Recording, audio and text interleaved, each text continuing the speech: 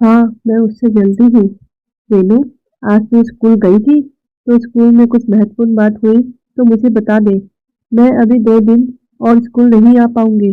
मेरे दादाजी की तबीयत ठीक नहीं है और मैं यहाँ गांव में अपने मम्मी पापा के साथ आई हूँ। सृष्टि अपनी सहेली रेनू को बोला। हाँ, पर वो अगले पल ही मुकर गई। नहीं, कुछ भी खास नहीं बताया। तू आराम से आना और फिर मैं हूं ना, कुछ होगा तो बता दूंगी। ये कहकर रेनू ने फोन रख दिया। रेनू और सृष्टि दोनों 9वीं कक्षा में एक साथ पढ़ती है। दोनों की आपस में बहुत पड़ती है। सृष्टि पढ़ाई में अव्वल थी और हमेशा कक्षा में प्रथम स्थान पर आती थी। वहीं रेनू चौथे या 5वें स्थान पर ही रहती थी। दोनों एक ही सोसाइटी में रहती थी, तो साथ में आना जाना भी लगा रहता था। इसी वजह से दोनों की दोस्ती भी हो गई थी। दृष्टि आंख मूंद कर रेनू की हर बात पर विश्वास करती थी, इसलिए रेनू ने जो कहा उसने मान लिया। 2-3 दिन बाद दृष्टि वापस पहुंच गई और वो दूसरे दिन स्कूल पहुंची। तभी उसकी मैम ने कहा कि अगले हफ्ते होने वाली वाद विवाद प्रतियोगिता में उसने नाम क्यों नहीं लिखवाया। कल रजिस्ट्रेशन की आखिरी तारीख थी। मैंने रेनू को बता दिया था, हमारी स्कूल से तुम्हारा नाम जाना था, पर फिर रेनू ने अपना नाम लिखवा दिया। मैंने तुम्हारी मम्मी के फ़ोन पर फ़ोन किया था और मैसेज भी किया था। मैम की बात सुनकर सृष्टि हैरान रह गई। हाँ मैम, मम्मी और हम गाँव गए थे और मम्मी के पास जिस कंपनी का मोबाइल है, वहाँ नेटवर्क अच्छे से नहीं आता है। मैंने रेनू को भी फ़ोन अपने चाचा के मोबाइल से किया था। कोई बात नहीं, रेनू भी वहाँ अच्छा प्रदर्शन करेगी और विजेता बनाकर आएगी। रेनू, तूने मुझे इस प्रतियोगिता के बारे में कुछ भी नहीं बताया। मुझे पता चलता तो मैं जरूर जीत कर आती। मैंने तो तुझसे उस दिन फोन पर कहा। सृष्टि ने कहा भी। रेनू झेप गई। हाँ, वो मैं बताने वाली थी, पर नेटवर्क नहीं आ रहा था और मैं बताना भूल गई। कोई बात नहीं, तुझे मेरी कुछ तैयारी में मदद चाहिए तो तू मुझे बता देना, मैं तैयारी करवा दूंगी। आखिर विजेता ट्रॉफी हमारे स्कूल में ही आनी चाहिए। दूसरे दिन दृष्टि स्कूल के होमवर्क की कॉपी लेने रेनू के घर गई। दरवाजा खुला था क्योंकि मेड काम कर रही थी। उसके कानों में आवाज पड़ी, मम्मी, मुझे माफ कर दो, मैं आगे से ऐसा नहीं करूंगी। मुझे सृष्टि से जलन होती है। वो मुझसे हर मामले में आगे है। कक्षा में टीचर बस उसी का नाम का गुणगान करते रहते हैं। जब वो कक्षा में प्रथम स्थान पर आती है, तो मैं मन ही मन जलकर रह जाती हूँ। मैं भी मेहनत करती हूँ कि हर साल मैं किसी भी तरह से उससे ज़्यादा नंबर लाऊं, पर फिर भी वो ही बाजी मार लेती है। स्कूल वाले हर गतिविधि के लिए उसी का नाम देते हैं। वो ही हर बार विजेता क्यों बने, और इस बार तो मैंने उसको पछाड़ दिया है। रजिस्ट्रेशन वाली बात नहीं बताई। अगर वो भी वहाँ प्रतियोगिता के लिए चली जाती तो मैं तो कभी जीत ही नहीं पाती।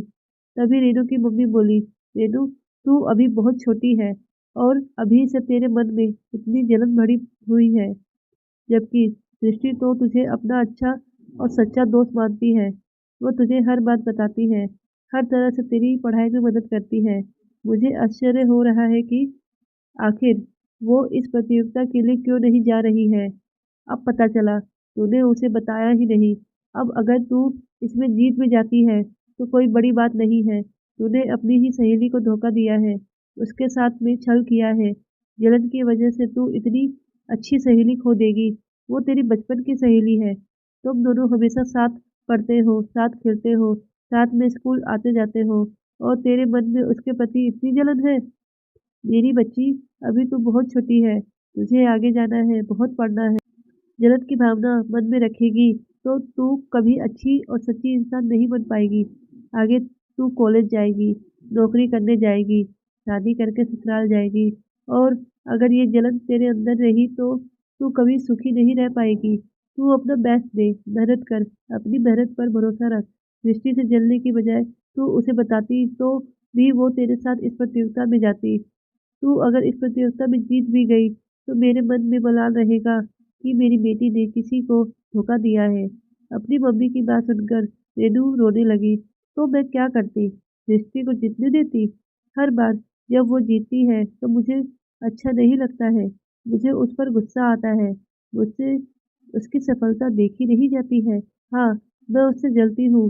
वो हर बार पढ़ाई में, डांस में, हर प्रतियोगिता में बाजी जीत लेती है। ये मुझसे बर्दाश्त नहीं होता है। रेनू, तू उसे अपनी बेस्ट फ्रेंड बताती है, तो तुझे उसकी सफलता पे गर्व होना चाहिए। उसको तुझे सच्चे मन से बधाई देनी चाहिए। दोस्ती से मन साफ होना चाहिए। मन में पाप होगा तो जलन होगी, सच्ची दोस्ती नहीं होगी।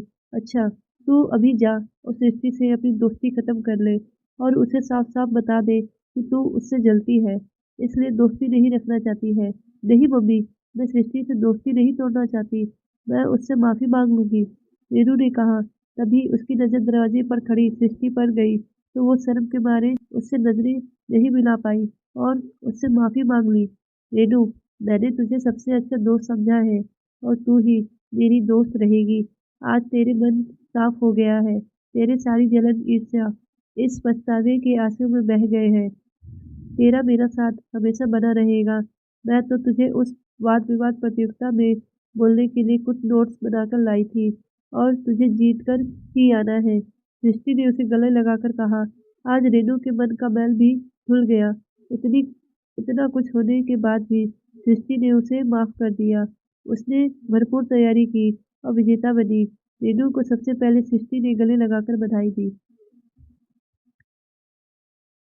दोस्तों, जलन का बीज मन में अगर अंकुरित हो गया तो ये हर रिश्ते को खोखला बना देगा। आपने बच्चों पर ध्यान दें, कहीं उनमें जलन की भावना तो पैदा नहीं हो रही है। माता पिता का फर्ज है कि वो अपने बढ़ते बच्चों से बात करें और उन्हें सही मार्गदर्शन करें।